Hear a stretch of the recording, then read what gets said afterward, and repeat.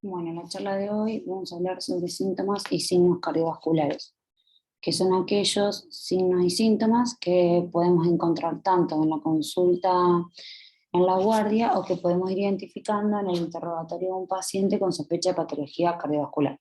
Puntualmente vamos a hablar de generalidades de 5 síntomas o signos que son las palpitaciones, cianosis, síncope, dolor de pecho, perdón, dolor precordial y la disnea. Para comenzar, vamos a comenzar con disnea, que es la sensación consciente y desagradable de respiración anormal que presenta el paciente, que la puede manifestar de diferentes formas. O sea, como me falta el aire, me canso de respirar, siento presión en el tórax, me fatiga con cualquier esfuerzo o me ahogo, entre otras formas de expresar. Suelen ser un síntoma muy frecuente, tanto en la consulta general como por guardia. No es sinónimo de taquipnea, hipernea o polipnea, que eso la definimos como un aumento de la frecuencia respiratoria y profundidad de las respiraciones. Y se encuentra presente tanto en patologías cardiovasculares como en trastornos respiratorios o sistémicos, lo cual eso es muy importante a tener en cuenta, porque no toda disnea va a ser de causa cardiológica, pero tampoco debemos confundir la disnea con otro tipo de patologías y no asociarlas a problemas cardiológicos, inclusive en situaciones como Similangor. ¿Cuáles son los mecanismos fisiopatológicos que vamos a describir? Bueno, la disnea se puede dar por un aumento de los requerimientos ventilatorios, como el caso, por ejemplo, del ejercicio, por un aumento del esfuerzo requerido para distender el pulmón y la caja torácica, como en el caso, por ejemplo, de las enfermedades infiltrativas pulmonares, como en el caso de aumento de la resistencia de la vía aérea, como por ejemplo en el POC, una disminución de la función neuromuscular, como enfermedades sistémicas como la miastenia gravis, o de causa psicógena, que también es importante tener en cuenta, pero son las últimas a descartar. Características de la disnea. Es importante determinar la presentación en el tiempo, la forma de presentación, la relación con la respiración, los factores que influyen, los síntomas acompañantes y la cuantificación de la disnea. Cuando hablamos de presentación en el tiempo, es importante identificar la disnea si es de causa aguda o crónica o súbita progresiva. Eso es muy importante. Crónica fundamentalmente la vamos a identificar cuando ya viene por más de varios meses. La forma de presentación, si es constante o episódica, mentalmente, por ejemplo, frente a crisis asmáticas. La relación con la respiración, esto también asociado a patología respiratoria, como es el caso de la relación inspiratoria, sobre todo por compromiso de vías superiores, o expiratoria en compromiso sobre todo de vías inferiores. Los factores que influyen, relación con el esfuerzo o el decúbito, aquellas disneas que comienzan con los diferentes tipos de esfuerzo, que ya lo vamos a ver en la clasificación a través de la cuantificación de la disnea, y los síntomas acompañantes, es decir, dolor de pecho, mareos, palpitaciones, bueno, síntomas respiratorios, síntomas digestivos, etc. Dentro de la cuantificación de la disnea, una de las escalas más ampliamente utilizada es la NIJA, que lo puede clasificar al grado de disnea en 4 grados, siendo el primer grado una disnea a grandes esfuerzos y ya en el grado 4 una disnea en reposo. ¿Cómo vamos a clasificar fundamentalmente la disnea de origen cardíaco versus la disnea de origen pulmonar? En disnea de esfuerzo, como veníamos hablando, disnea de reposo, disnea paroxística nocturna, que es aquella que al paciente le ocurre luego de haber conciliado el sueño y que le obliga a incorporarse, u ortopnea, que es aquella que se produce por intolerancia al decúbito, sobre todo asociados, por ejemplo, a derrames pleurales. La platipnea y la disnea al despertar ya suelen ser disneas más bien de origen pulmonar, pero que es importante interrogarlas. Palpitaciones. Las palpitaciones se constituyen como una percepción desagradable de la propia actividad cardíaca y que el paciente también la va a ir describiendo de diferentes formas. Por eso es muy importante hacer un adecuado interrogatorio. Es un síntoma poco sensible y poco específico y que muchas veces obliga al paciente a recurrir a la guardia varias veces hasta poder identificar la causa. ¿Cómo se va a clasificar? Bueno, según las causas, pueden ser en causas cardiovasculares, farmacológicas, como por ejemplo inducidas por la teofilina, trastornos metabólicos o trastornos psiquiátricos.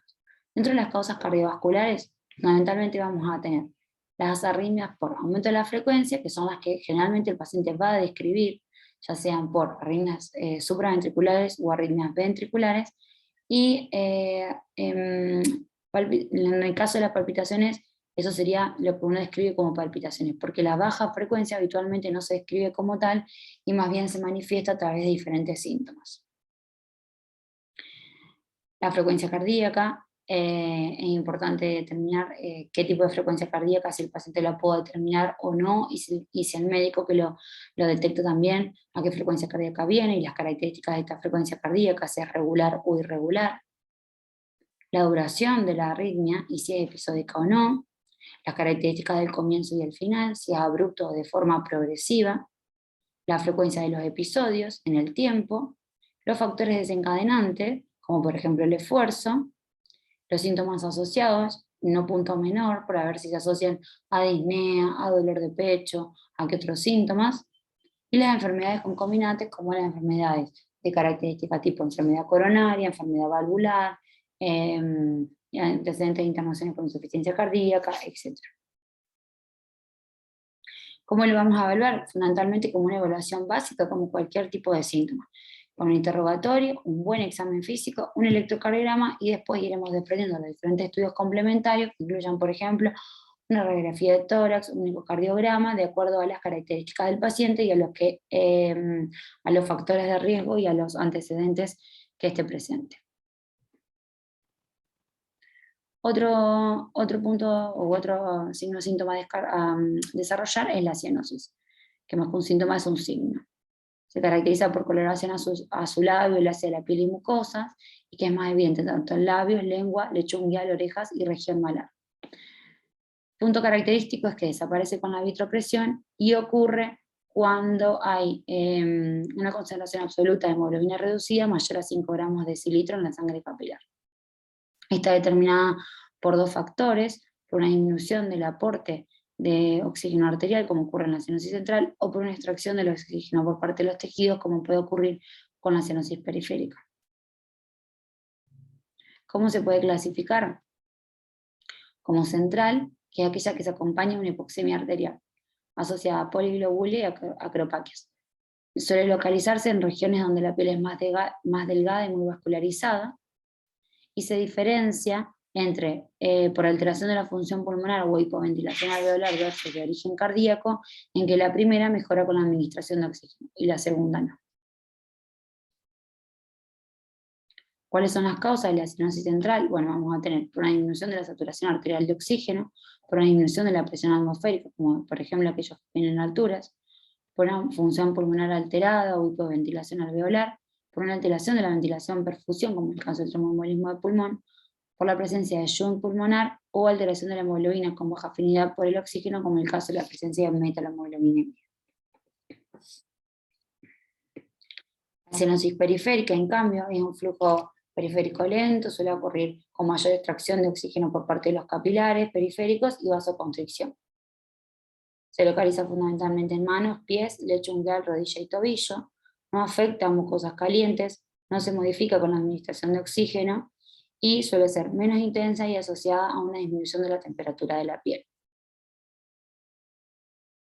¿Cuáles van a ser las causas de cianosis periférica? Fundamentalmente tenemos causas generalizadas, como son gasto cardíaco disminuido, una exposición al frío, redistribución de flujo, o causas localizadas como una obstrucción venosa en el caso de una trombosis venosa o una obstrucción arterial en el caso de una isquemia arterial aguda.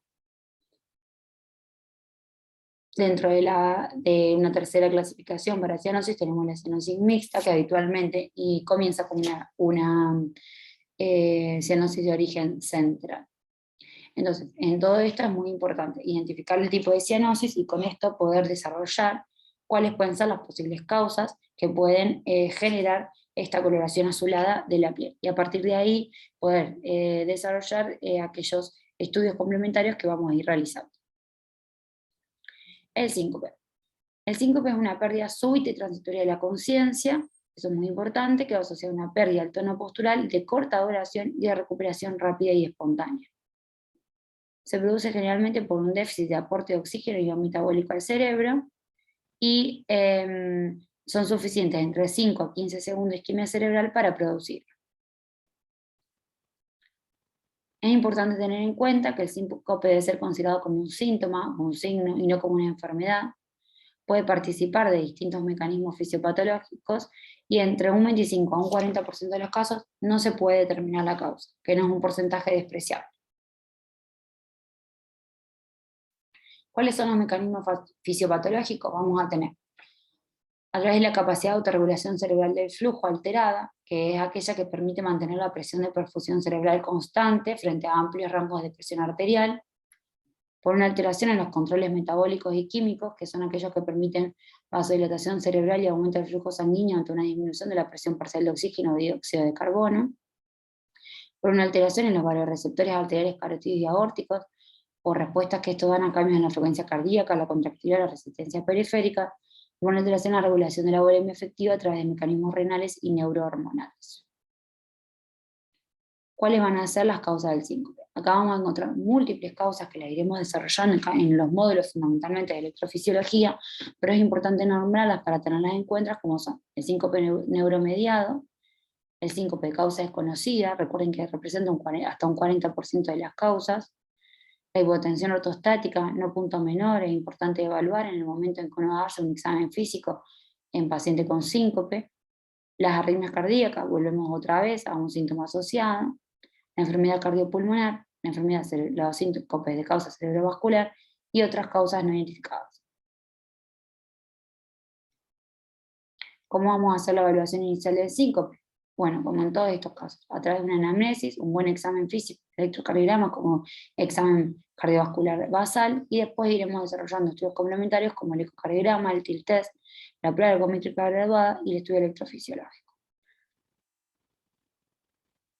Una forma de estratificación de riesgo en el síncope es, si bien lo más importante es la evaluación clínica que uno hace del paciente, uno de los scores utilizados es el score de OESI, en donde le da un punto a cada uno de los factores, como edad mayor de 65 años, cardiopatía estructural, síncope sin pródromo o el electrocardiograma normal, y eso nos va a determinar una mortalidad del año, siendo aquel que tenga una puntuación de 2 o más, saber que es un paciente que hay que ingresar y estudiar de forma bien detallada por las causas que lo pueden haber producido. Es importante saber que el síncope puede venir asociado, por ejemplo, a causas como patología, como dijimos, valvulares, muchas alteraciones a nivel de lo que es cardiovascular, por eso es muy importante hacer un buen interrogatorio, un buen examen físico con el electrocardiograma y poder desarrollar así los diferentes estudios a realizar. Los edemas. Los edemas se producen por un incremento clínicamente evidente del volumen de líquido intersticial. Cuando el líquido se acumula en las cavidades serosas se va a denominar derrame pleural, derrame pericárdico o derrame peritoneal. Y se suele dar por una alteración de la homeostasis de los fluidos intersticiales. Es importante tener en cuenta que el total de líquidos corporales representa el 60% del peso corporal total. Esto se va a clasificar en intracelular o extracelular, y dentro del extracelular vamos a tener lo que son la causa intersticial o intravascular. ¿Por qué se producen los edemas? Fundamentalmente por una alteración en el intercambio de los capilares de fluido, es decir, una alteración a nivel de las presiones. Entonces vamos a tener factores primarios que lo desencadenan, como son, por ejemplo, el aumento de la permeabilidad capilar, como en el caso de las quemaduras, aumento de la presión hidrostática capilar, como en el caso de la insuficiencia cardíaca, disminución de la presión osmótica intravascular, como en el caso de la cirrosis o el síndrome nefrótico, disminución del drenaje linfático, como en el linfedema post-radioterapia, o por factores secundarios como la retención hidrosalina inducida por hipervolemia primaria, una insuficiencia renal o una glomerulonefritis, o con hipovolemia arterial efectiva por insuficiencia cardíaca, una cirrosis o un síndrome nefrótico.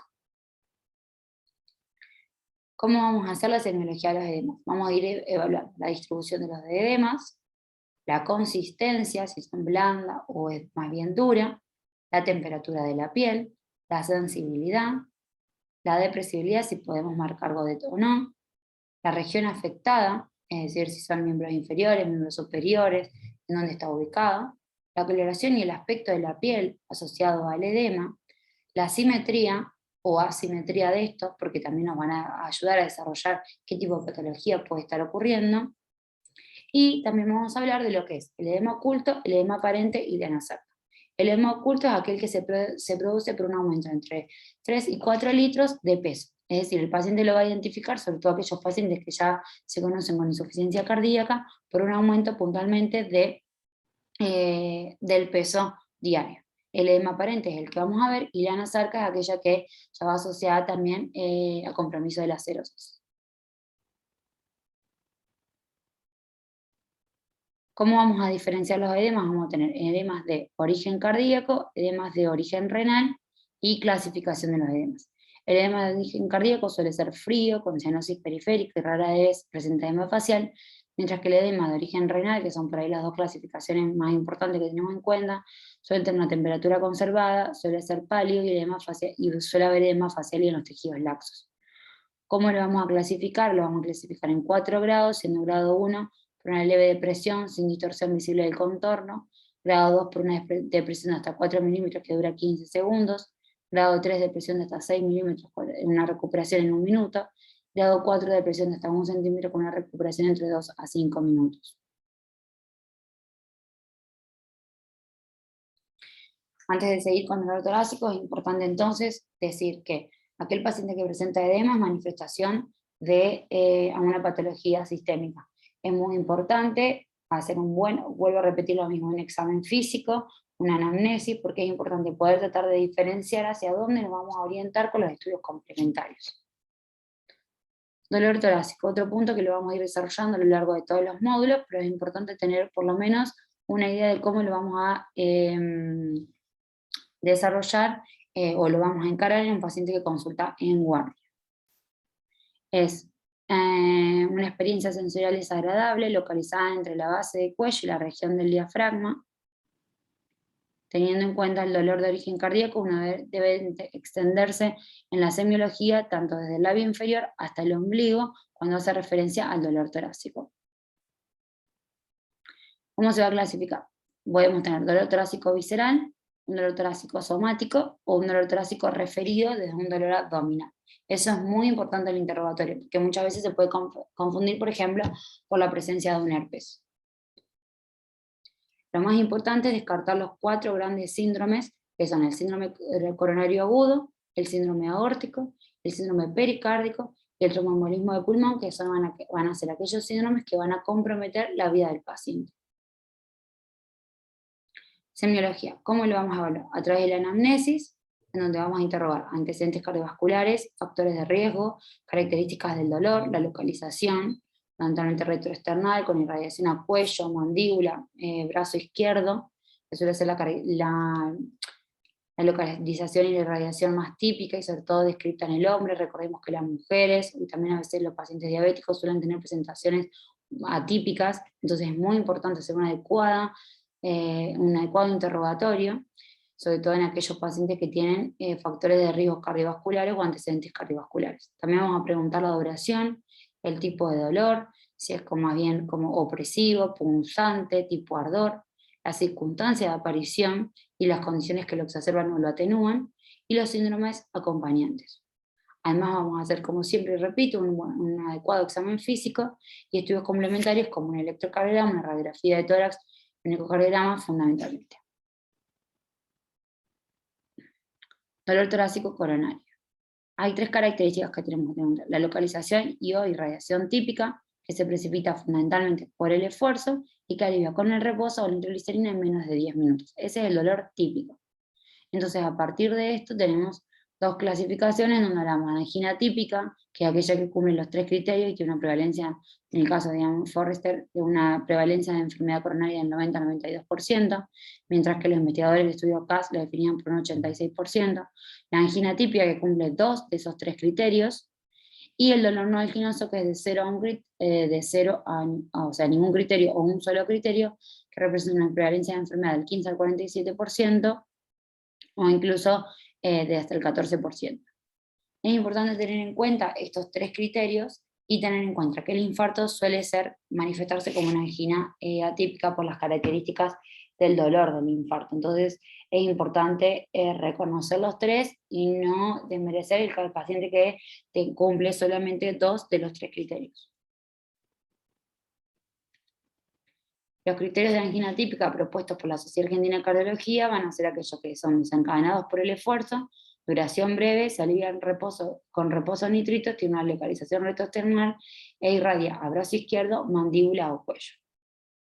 Según la severidad se puede clasificar en clase 1, que es ocurre la actividad normal, digamos, no causa angina; clase 2, en donde hay una limitación de la actividad normal de forma ligera por la aparición de estos síntomas; en clase 3, cuando ya hay una marcada limitación de la actividad; y clase 4, cuando hay una incapacidad para poder realizar cualquier actividad física sin malestar o angina en reposo.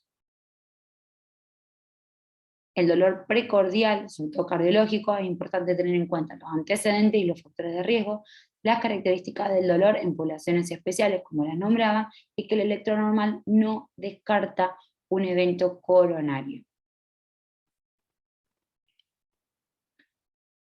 Entonces, cuando hablamos de dolor torácico, hablamos que hay que descartar 3 grandes síndromes: el dolor isquémico, el dolor de disección de aorta o la pericarditis. Dentro del dolor isquémico lo vamos a tener como un dolor precordial o retroesternal, que fundamentalmente irradia brazo, mandíbula o cuello, mientras que la disección de aorta suele ser un dolor en la pared anterior del tórax y que va irradiado de espalda, y la pericarditis suele localizarse en el precordio o también retroesternal, más similar a lo que es el dolor isquémico.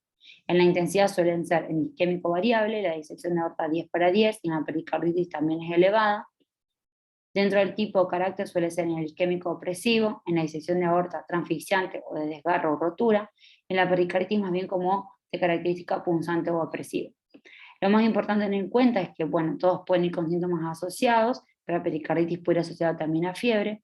Los factores desencadenantes, que pueden ser el ejercicio o el estrés; en la disección de aorta tener en cuenta la hipertensión y los traumatismos; y en la pericarditis la presencia de un dolor tipo súbito asociado a tos, respiración profunda o cambios con el decúbito. Eso es muy importante. Y los factores que lo alivian, que suelen ser de origen, digamos, el dolor isquémico, el reposo en nitrito; la disección de aorta no tiene un factor que lo alivia; y la pericarditis es incorporarse o inclinarse hacia adelante. Para profundizar un poquito más en lo que es pericarditis, es importante tener en cuenta, dentro de lo que hablamos de la sintomatología, que el dolor torácico suele estar en un 90%, mientras que los otros ya suelen bajar el porcentaje, digamos, en donde los tenemos presentes, teniendo cambio en el electrocardiograma hasta un 60% y en derrame pericárdico también hasta un 60%.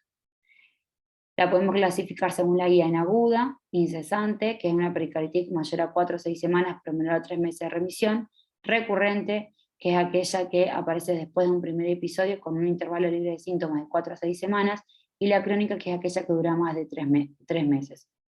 Es importante identificar que para hablar de una pericarditis aguda debemos tener al menos 2 de los siguientes criterios, que son dolor torácico pericárdico, que ya dijimos que lo tenemos en el 90%, los roces pericárdicos, que están presentes en menos del 35%, la elevación difusa del segmento ST de nueva aparición o depresión del PR en el electrocardiograma, cambios que lo podemos hallar hasta solo en un 60%, y el derrame pericárdico lo mismo, nuevo o empeoramiento. Algunos hallazgos que podemos tener como adicionales de apoyo son la elevación de los marcadores de inflamación y la evidencia de inflamación pericárdica por imagen. Bueno, dentro de lo que son los cambios electrocardiográficos de pericarditis, acá lo pueden ver y evaluar. Y tener en cuenta a la hora de poderlos diferenciar de un síndrome coronario agudo, ¿sí?